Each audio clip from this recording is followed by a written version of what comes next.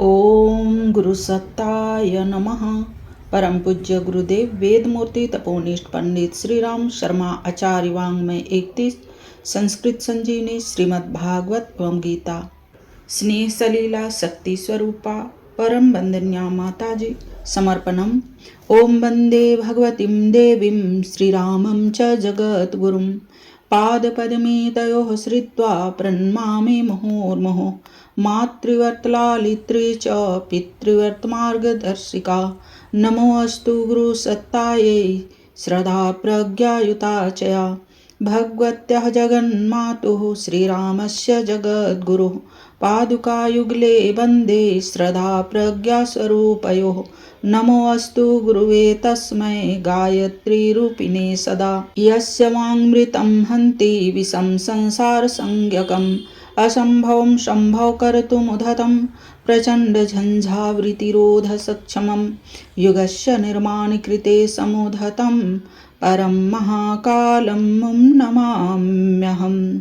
त्वदीयं वस्तु गोविन्द तुभ्यमेव समर्पये। गायत्री मंत्र के साथ स्वाध्याय शुरू करते हैं।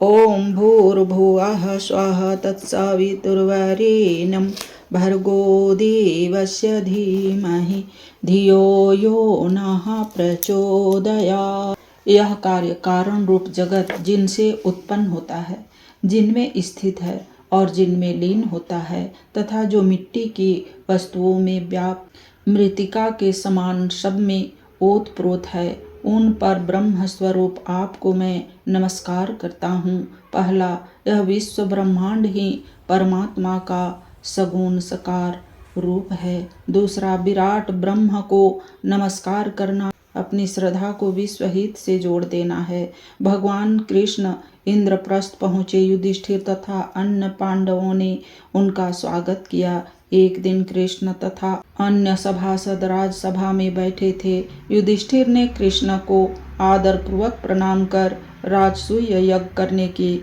इच्छा व्यक्त की और कहा, प्रभु, आप सबके आत्मा समदर्शी और स्वयं आत्मानंद के साक्षात्कार हैं। स्वयं ब्रह्मा है।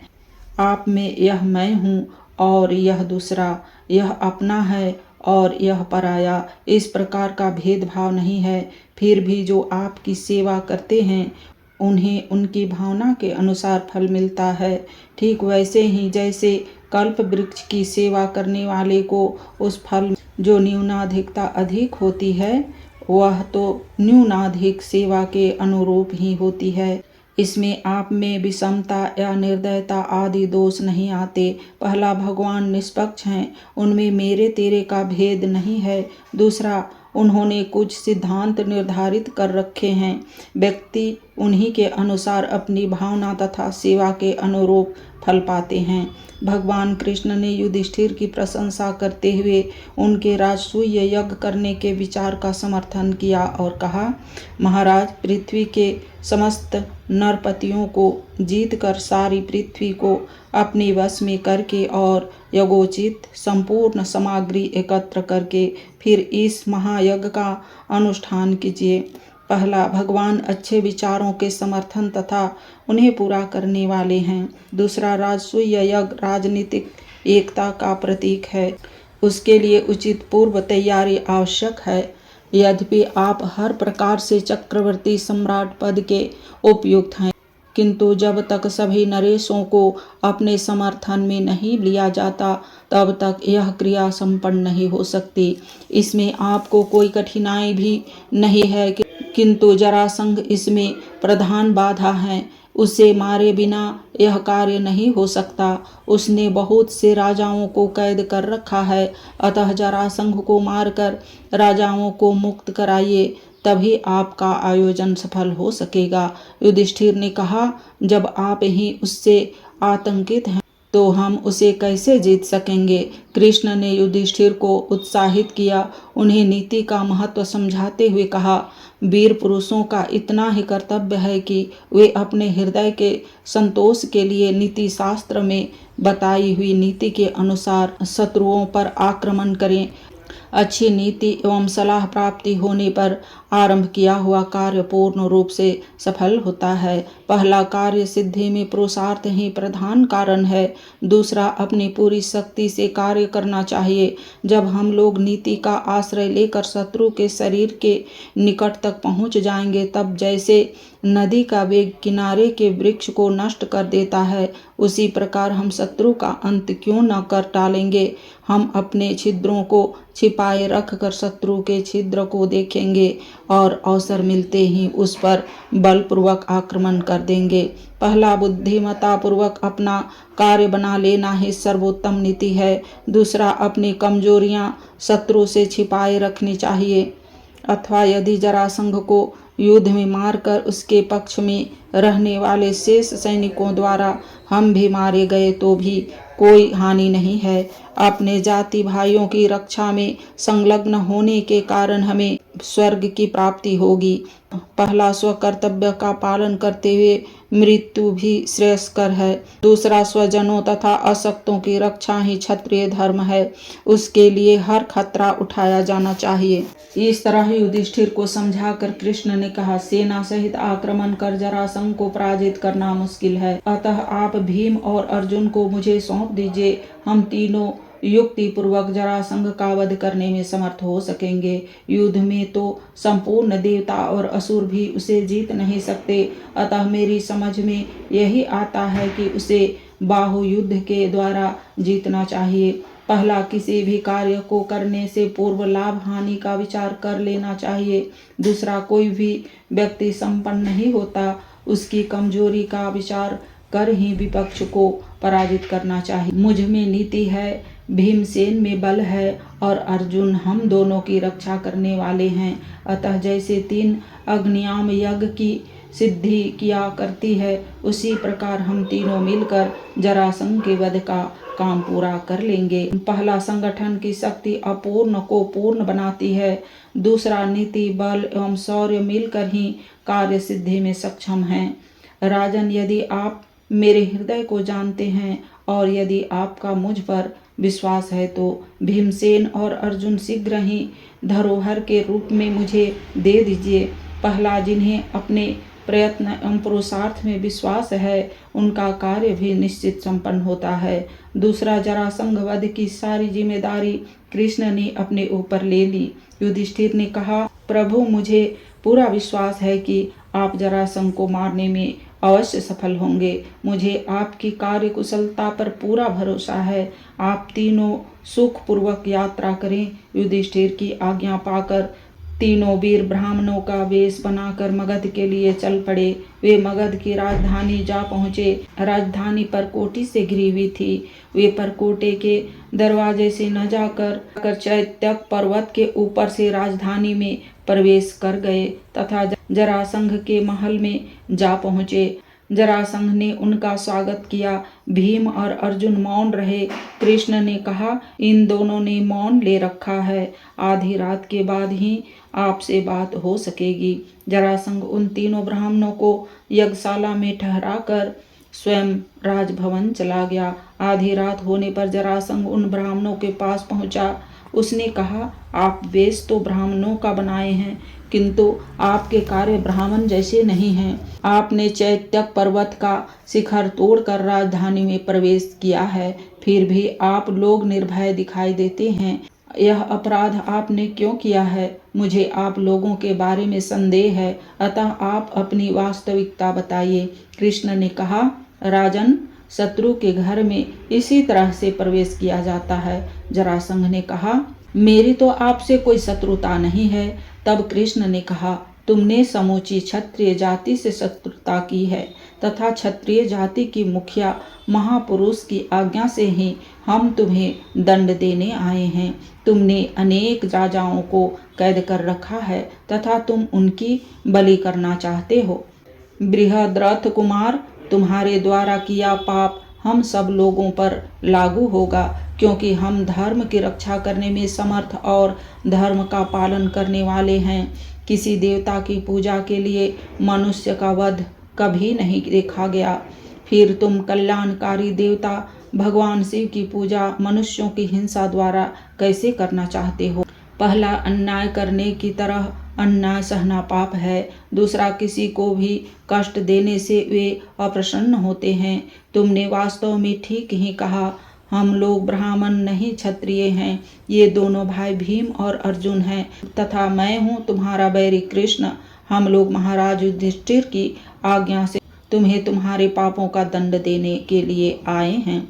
यदि तुम इस दंड से बचना चाहते हो तो बंदी बनाए गए समस्त नरेशों को छोड़ दो, डटकर युद्ध करो या समस्त राजाओं को छोड़ दो अथवा यमलोक की राह लो। पहला, अनीति का इसी प्रकार साहसपूर्वक विरोध करना चाहिए। दूसरा, अपराधी को भी सुधरने का मौका देना चाहिए।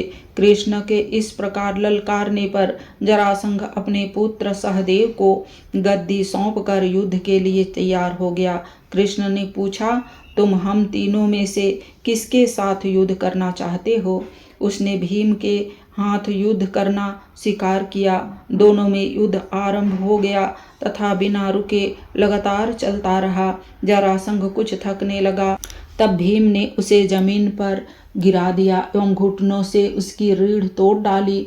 फिर कृष्ण के निर्देश के अनुसार उसका काम तमाम कर दिया। फिर उसके एक पैर को अपने पैर के नीचे दबाया और दूसरे को अपने दोनों हाथों से पकड़ लिया। इसके बाद भीमसेन ने उसे पैरों के बीच से इस प्रकार चीर डाला जैसे गजराज वृक्ष की डाली चीर डाले। जरासंध के मारे जाने पर लोग जय जयकार करने लगे। कृष्ण और अर्जुन भीम से स्नेह पूर्वक मिले। इसके बाद जरासंध द्वारा कैद किए गए सभी राजा छोड़े गए। कारागार से मुक्त होकर सभी नरेशों ने कृष्ण की स्तुति की। कृष्ण ने उन्हें उपदेश दिया कि तुम लोग कभी भी अपनी संपत्ति वैभव आदि का अभिमान न करना, क्योंकि अभिमान ही पतन का कारण होता है। यह नहुस, वेन, रावण, नरकासुर आदि अनेक देवता, दैत्य एवं नरपति वैभव और सत्ता के मद के कारण अपने स्थान से पद से च्युत हो गए। वैभव और अधिकार को समाज या ईश्वर की धरोहर मानकर उसका सदुपयोग करना चाहिए। स्वयं को उसका स्वामी न मानने से अहंकार नहीं होता। देह और देह के संबंधियों से किसी प्रकार की आसक्ति न रखकर उदासीन रहो। अपने आप में आत्मा में ही स्मरण करो और भजन तथा आश्रम के योग्य व्रतों का पालन करते रहो।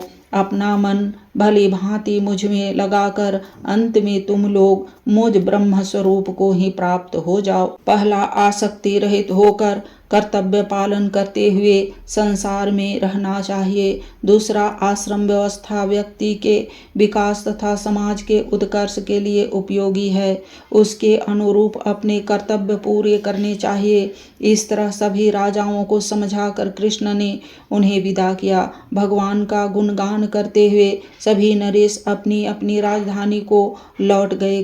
कृष्ण भी भीम और अर्जुन के साथ इंद्रप्रस्थ लौट आए। सब समाचार सुनकर युधिष्ठिर ने कृष्ण की बड़ी प्रशंसा की।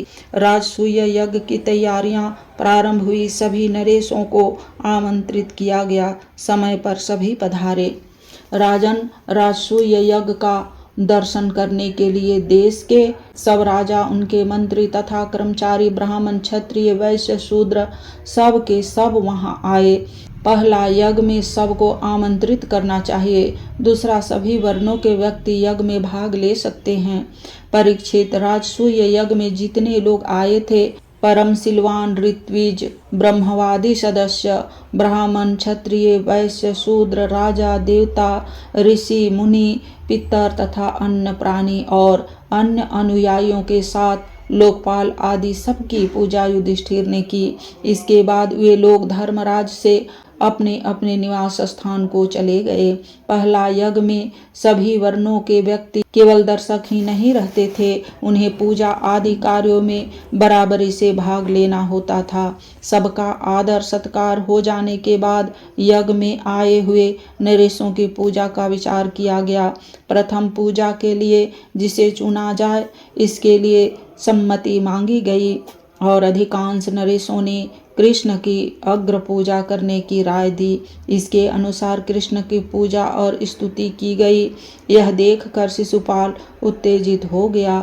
वह कृष्ण को गालियां देने लगा। पांडव उत्तेजित होने लगे तो कृष्ण ने उन्हें रोका। लोगों ने कहा कि अनीति का प्रतिकार करने से आप उन्हें क्यों रोकते हैं? कृष्ण बोले, यहाँ बैठे हुए सब महिपाल यह सुन लें कि मैंने क्यों अब तक इसके अपराध क्षमा किए हैं। इसी की माता के याचना करने पर मैंने उसे यह प्रार्थित वर दिया था कि शिशुपाल के 100 अपराध क्षमा कर दूंगा।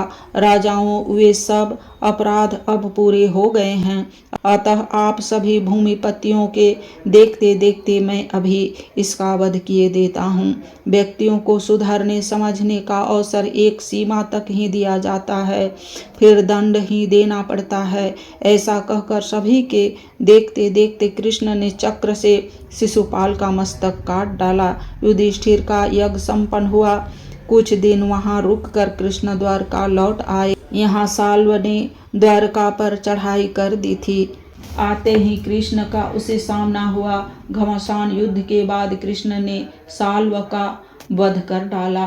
भगवान श्री कृष्ण ने उस चक्र से परम मायावी साल्व का कुंडल किरीट सहित सिर धड़ से अलग कर दिया। ठीक वैसे ही जैसे इंद्र ने अपने वज्र से वृत्रासुर का सिर काट डाला था। उस समय साल्व के सैनिक अत्यंत दुख से हाय हाय चिल्ला उठे। दुष्टों का संहार भी भगवान के अवतार का एक उद्देश्य है। इसमें क्रमशः सफलता मिलती जा रही है। राजसूय यज्ञ से पांडवों की प्रशंसा हुई। दुर्योधन ने उसे अपनी अपेक्षा और अपमान माना। उसने छल पूर्वक पांडवों को जुए में जीत लिया तथा द्रौपदी को भी अपमानित किया। भगवान ने उसकी लाज बचाई। पांडव 12 वर्ष के लिए वन चले गए। कृष्ण उनसे मिलने वन गए। पांडवों से मिलकर उन्हें सांत्वना दी। अपने और अपने पतियों के अपमान के कारण द्रौपदी दुखी थी। कृष्ण ने उसे सांत्वना दी और कहा, श्री कृष्ण बोले, भाविनी, तुम जिन पर क्रुद्ध हुई हो उनकी स्त्रियां भी अपने प्राण प्यारे पतियों को अर्जुन के बाणों से छिन्न भिन्न और खून में लथपथ हो मर कर धरती पर पड़ा देख इसी प्रकार रोएंगी। पहला, नारी का अपमान भगवान नहीं सहते। दूसरा, समयानुसार पापों का दंड भोगना ही पड़ता है। इसके बाद कृष्ण ने युधिष्ठिर से कहा, हे राजन, आपके ऊपर विपत्ति आई है।